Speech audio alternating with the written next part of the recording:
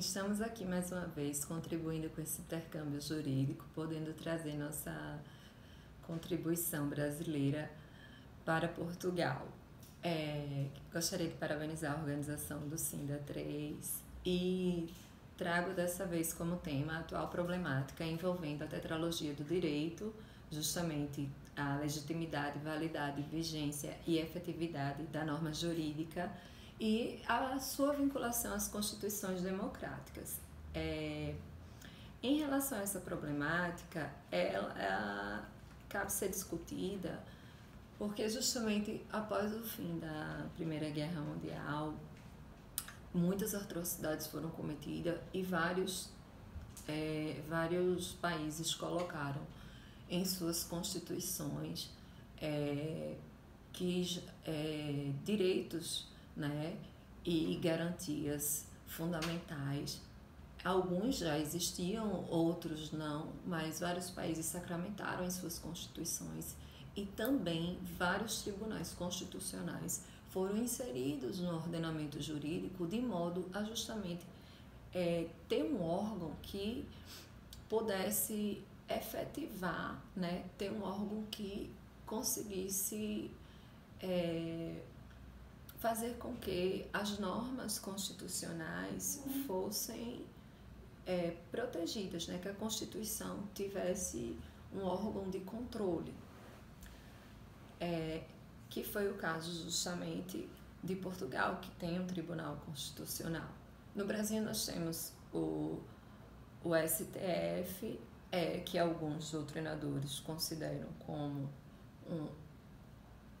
de certa forma, Tribunal Constitucional, mas outros já não consideram, somente órgão de controle.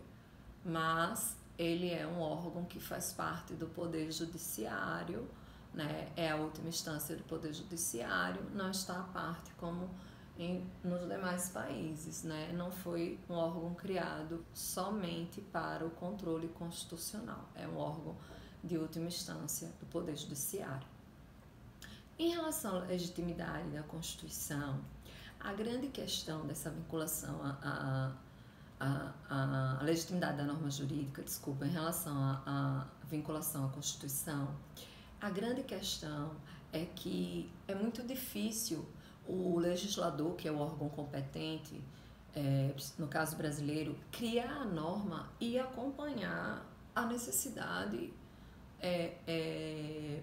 contemporânea, porque as coisas acontecem numa velocidade que o legislador não consegue acompanhar.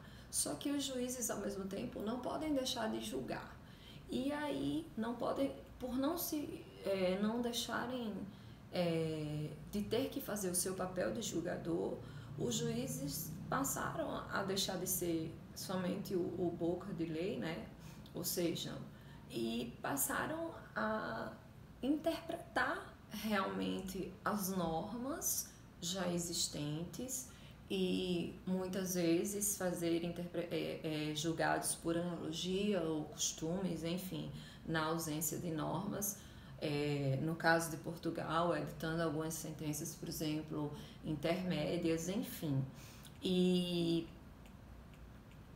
levando muitas vezes a se falar em questionamento se os juízes estariam, por exemplo, usurpando a função do legislativo, que particularmente eu não vejo dessa forma, eu vejo de uma forma muito positiva, eu vejo uma forma de garantir realmente essa efetividade da Constituição Democrática. Em relação à validade da norma e essa vinculação da validade com as constituições, cabe falar numa Constituição socialmente eficaz, ela interfere a validade da própria Constituição e, consequentemente, a validade de todo um ordenamento jurídico que deve obedecer às normas da Constituição. Ou seja, você finaliza isso com a principiologia, que deve ser usada como subsídio para o aplicador do direito. A problemática está no fato de quando a norma possui uma injustiça extrema e o julgador pode tomar uma decisão numa lide que envolva direitos fundamentais e que termine por afetar o papel do legislador. Ou seja, por um lado, o sistema de freios e contrapesos ficaria afetado e o magistrado terminaria por legislar para garantir a eficácia de direitos ou princípios fundamentais. Então, a questão da justeza no cerne da validade da norma é muito sutil, pois em qualquer momento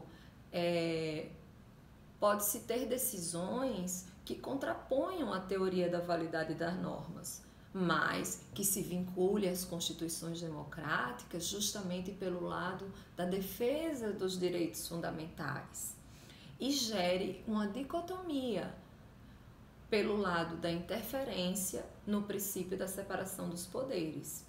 Então, o que é que deve fazer o julgador? Se basear na proporcionalidade em sentido estrito, atribuindo os valores, né, como podemos citar o caso, né, como fala Robert Alexis, a cada um dos princípios colidentes.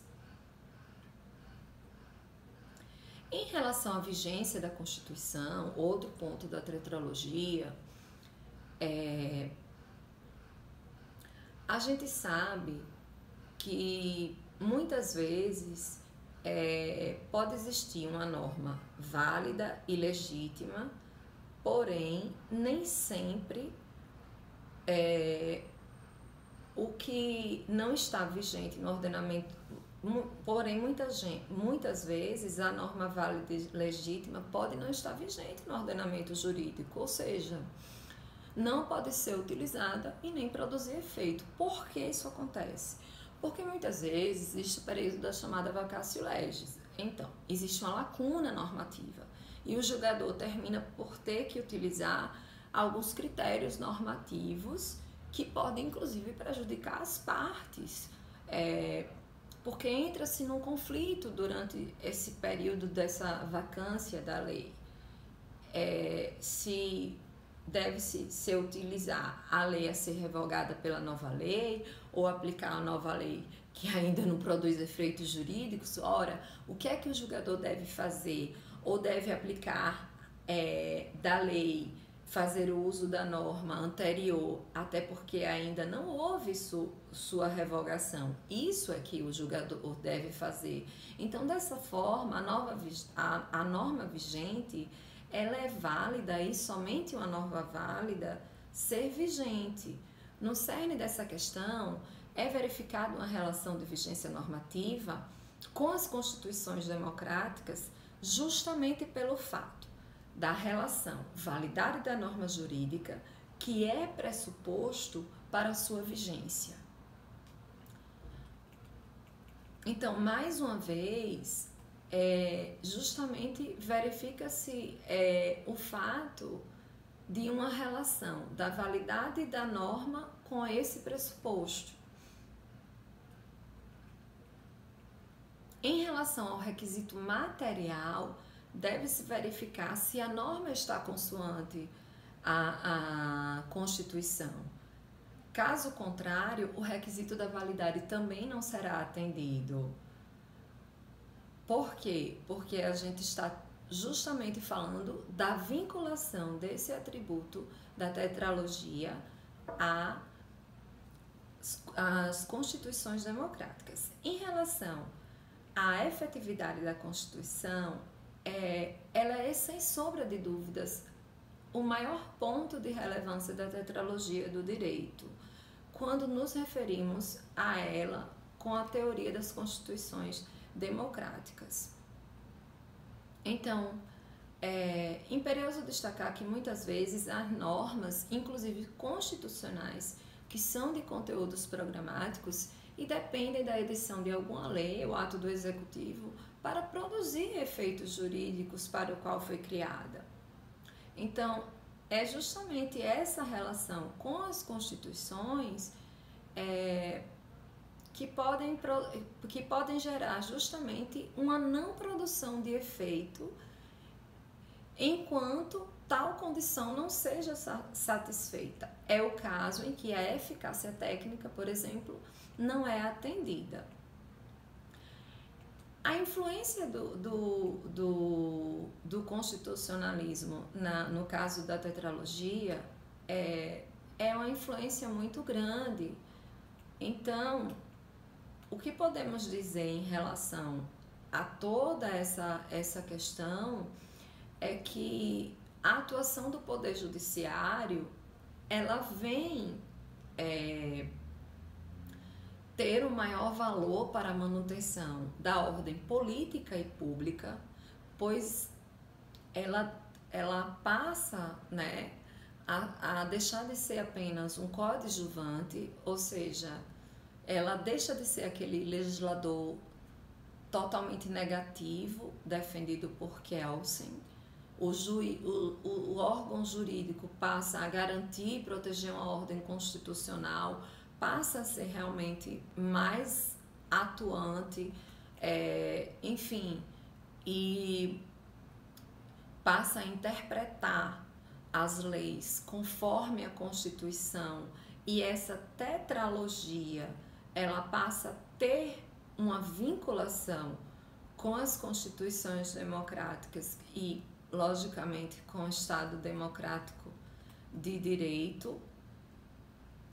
E, sabendo disso, a gente entende que os legisladores que representam o povo, ao editarem essas normas e essas normas serem interpretadas pelos juízes, eles nada mais estão fazendo do que a vontade do povo desses estados democráticos virem